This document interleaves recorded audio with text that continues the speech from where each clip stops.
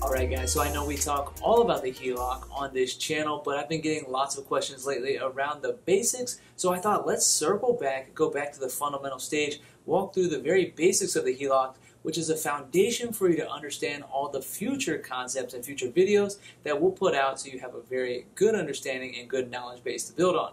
So with that, let's first start talking about some very basic concepts here. It'll also be important that we talk about some very specific vocabulary terms because all smart people make up big words or confusing words to make themselves feel better, but we're going to talk about all that, give you the ammo to impress your in-laws the next time you're out to eat or a family dinner, to talk about some of these bigger words related to the HELOC and mortgages in general. So as always guys, you know I like to use an example for the sake of just grasping these concepts. So today we're going to use a house that you bought for $125,000, and through natural principal pay down, normal just making those monthly payments, you've paid your principal balance now down to a balance of $110,000.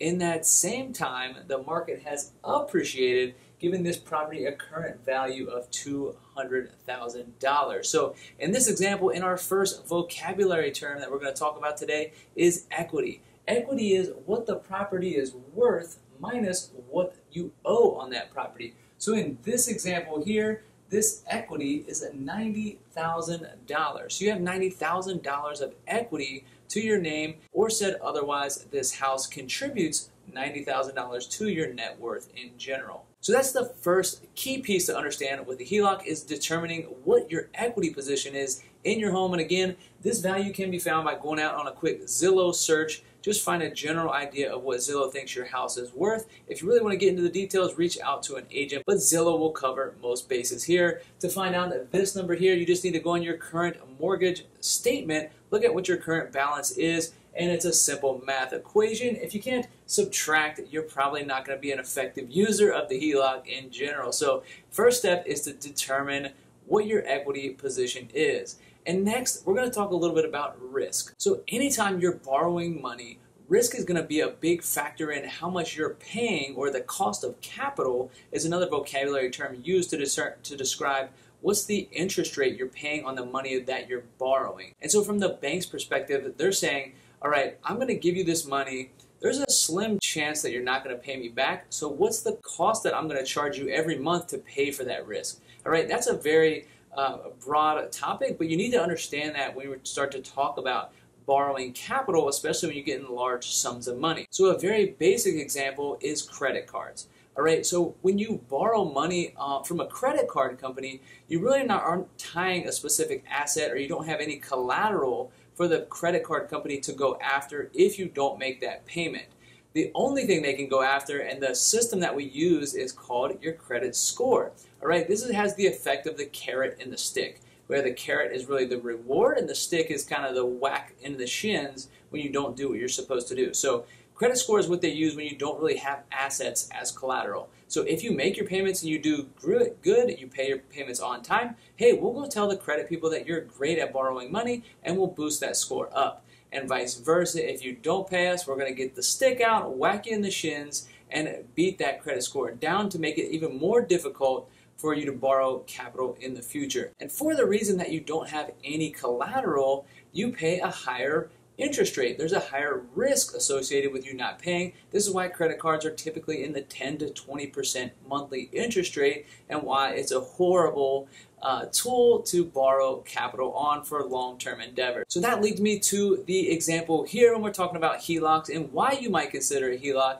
as a tool to borrow equity again. So let's go back to our example where we're talking about our $90,000 of net worth that you have in equity in your home. Well, if you don't do anything to tap into that equity really isn't benefiting you in very many ways, all right? I know lots of wealthy real estate investors who are sitting on millions of dollars in equity, but without any way of tying into that or tapping into that. You can't spend equity unless you use one of these tools to do that. So let's talk about that. Now, let's assume we want to tap into this equity. We want to use this 90 grand for something that contributes to our everyday life. So now let's circle back to the factor of risk. All right, now when you're going to borrow money, you're going to be borrowing or leveraging this $90,000 that's essentially already yours, but you just don't have a way of getting in and grasping it. All All right, so now when you go to borrow money, you have collateral, your house, that you can tell the bank, hey, if I don't pay this, you can come after and take my house, which the bank feels much better about, so they're willing to give you a much lower interest rate versus a credit card or another asset type where they don't feel as comfortable being able to get their capital back in that worst case scenario. All right, so building on that concept, so we understand equity, we know that risk is a big factor here. So let's talk about from the bank's perspective, what kind of risks they're associating with when they want to loan out against equity. All right, in most cases when we're talking about banks loaning against homes, they're very comfortable with a 20% cushion or them having 20% buffer in the amount they loan out against. So what does that mean? If you've ever heard when you're going to purchase a home, you need to put 20% down to not pay private mortgage insurance or mortgage insurance in general, and in the olden days you just flat out had to have 20% to put down on a home. The reason they do that is that's the bank's cushion in case things go sour, the market tanks, and you need to sell or you need to get out. They feel confident that a 20% buffer gives them that place. So if you don't understand anything else, just know banks are happy when they have 20% equity cushion, all right? So the inverse of 20% is 80%.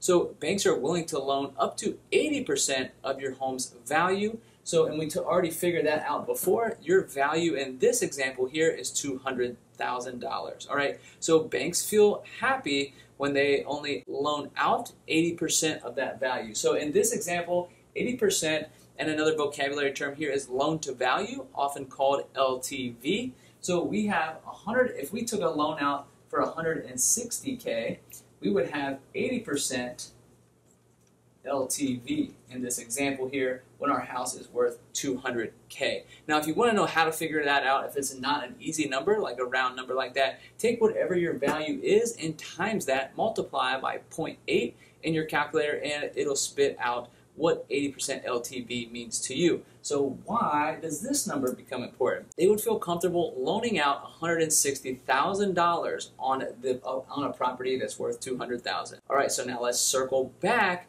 and tie that into how you might leverage that example in a HELOC.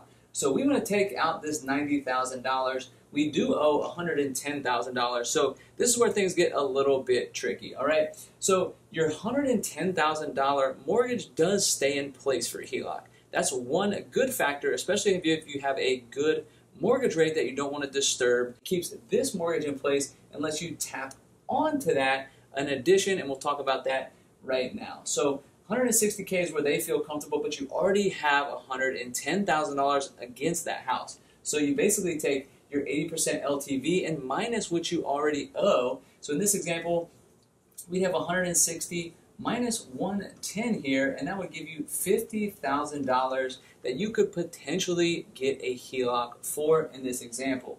So what does that mean?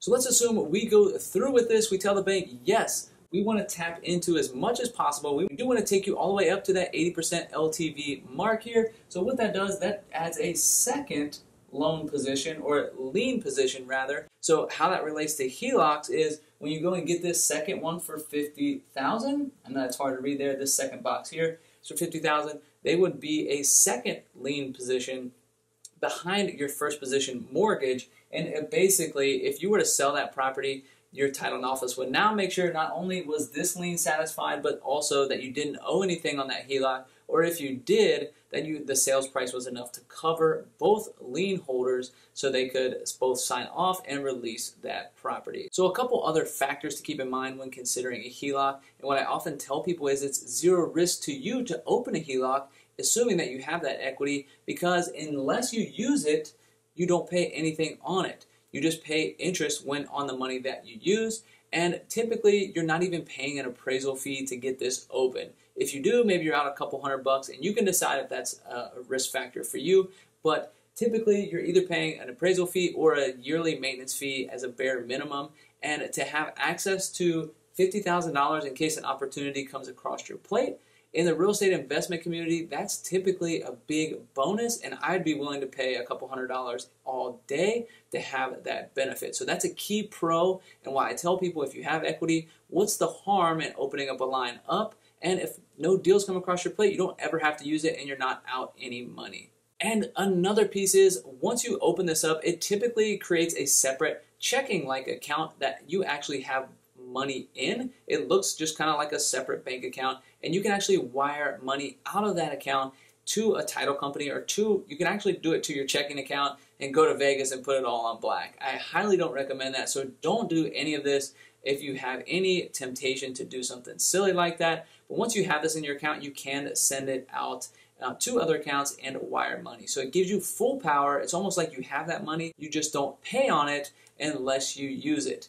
And you also don't pay on anything to hit that like button down there. That's completely free way to support the channel, and I'd be very appreciative of you if you wouldn't mind doing so if you got any value out of this. But it's very important that if you do use this, that you really understand how the payments work, because they are completely different than how your typical mortgage payments work in this first lien position. So if you want to know all about how payments work, I just shot this video over here talking all about HELOC interest-only payments and what that looks like. So I hope you guys got some value here, but with that, we'll catch you guys next time.